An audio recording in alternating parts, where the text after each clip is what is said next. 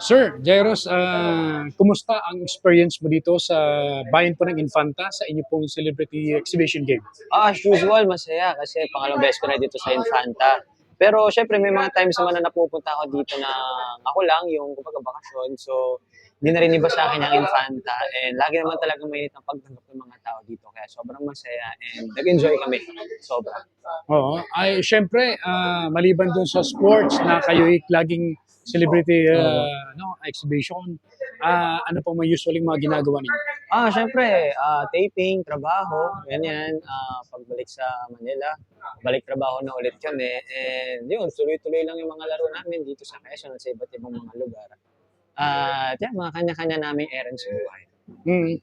At pakiramdam po ninyo yung mainit yung salubong ng mga fans po ninyo at dinumog kayo personally? Yeah, sobrang mainit yung pagtanggap kaya sobrang masaya kami. Sobrang nagpapasalamat din kami sa inyong lahat dahil mainit yung pagtanggap ninyo sa amin. At sana nag-enjoy kayo sa aming celebrity exhibition game. Sir, ano pong show po ninyo? Show, mapapanood nyo ako this coming July 4 sa Yesterday's Escape dyan sa Viva 1. Okay, thank you so much, Thank sir. you po.